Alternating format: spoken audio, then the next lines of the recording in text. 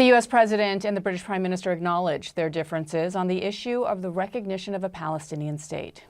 At their news conference earlier, both leaders said they want to end the war in Gaza and acknowledge the brutality of the Hamas attack on October 7th, 2023. Keir Starmer said he plans to recognize a Palestinian state within the context of an overall plan for peace. President Trump focused on the release of hostages. I want an end. I want the hostages released. And I think it's going to be okay. But it has been a brutal period of time. But this has been going on for a long time. This is not something that's over the last year, 2 years. But this has been for decades and decades. But we want it to end. We have to have the hostages back immediately. That's what the people of Israel want. They want them back. On the ground, Israeli tanks appear to be stationed on the edge of Gaza City 2 days after Israel's military announced its ground incursion into the city had begun. Reuters is reporting that internet and phone lines have been cut across Gaza. This as Israel continues its aerial bombardment. Palestinian officials say more than 100 people were killed across Gaza in the last 24 hours. Yeah, tens of thousands of Palestinians are heeding Israel's warning and streaming out of Gaza City any which way they can as intense international criticism mounts. Some new comments by Israel's far-right finance minister could fuel tensions as well. Bezalel Smotrich says negotiations are currently underway to divide Gaza and describes the battered enclave as, quote, a real estate bonanza. Listen to Smotrich describe the plan in his own words. I admit, I didn't expect this. Just so you know, it's not funny. There is a business plan. Listen to me carefully. There's a business plan set by the most professional people there is, and is on President Trump's table, and how this thing turns into a real estate bonanza. I'm not kidding. It pays off. I have started negotiations with the Americans. I say this not jokingly now, because I also demand. We paid a lot of money for this war, so we need to divide how we make a percentage on the land marketing later in Gaza. And now, no kidding, we've done the demolition phase, which is always the first phase of urban renewal. Now we need to build. It's much cheaper. Right, let's bring in CNN's Jeremy Diamond, joins us live now from Jerusalem. So in that press conference between Keir Starmer, the British Prime Minister, and President Donald Trump, Keir Starmer talked about the importance, in his view, of recognizing a Palestinian state, but he also took time to really condemn Hamas, to condemn what happened on October 7th. The issue, of course, is the humanitarian crisis that is unfolding in Gaza right now, which has led to a huge international diplomatic fallout for Israel, especially among the Europeans. Just in terms of what's happening in Gaza City right now, we know that hundreds of thousands of Palestinians have fled, but there are still many, many thousands of people who are still trapped within Gaza City right now as this ground incursion is ongoing. What are they experiencing right now, Jeremy?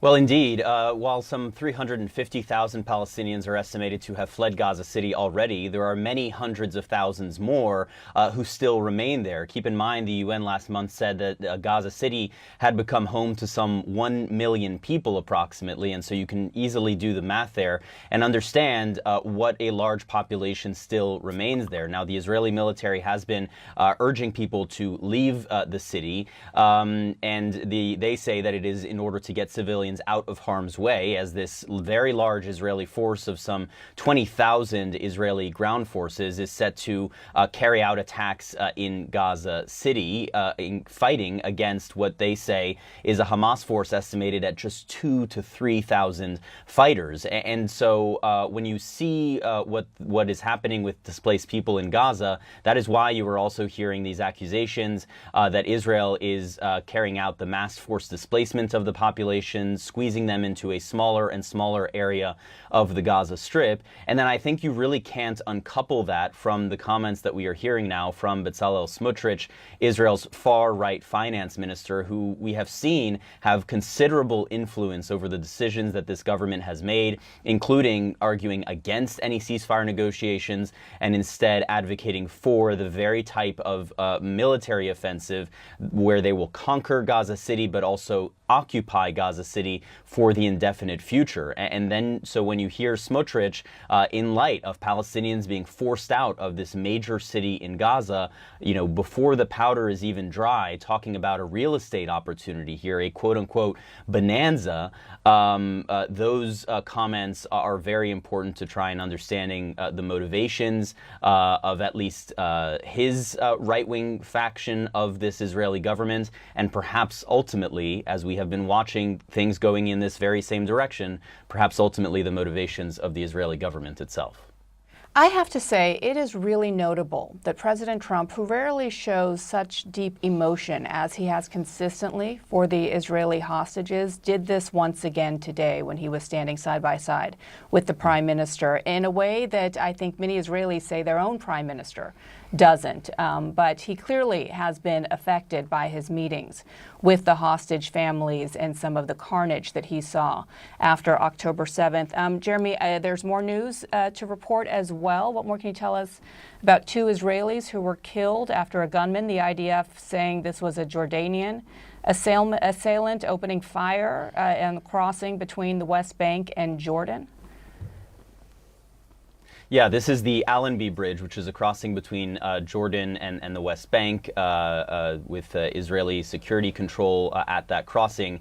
According to the Israeli military, as well as Magen David Adom, Israel's paramedic rescue service, they say that a Jordanian truck driver who was driving a humanitarian aid truck through that crossing destined for Gaza, that this individual opened fire on individuals who were at this crossing. 2 men were killed, according to Magen David Adom. It is not clear yet what the identities of those 2 men were, whether or not they were soldiers, but security forces on the scene returned fire, killing that gunman. There's still some uncertainty about the nationality of the truck driver turned gunman here. The Israeli military is describing this as a terrorist attack. It is not the first time that we have seen such attacks take place at the Allenby crossing. Last year, 3 Israeli employees of the Israeli Airports Authority, which runs this crossing, were killed after a Jordanian citizen opened fire near that very same location. All right, Jeremy Diamond, thank you. Appreciate it.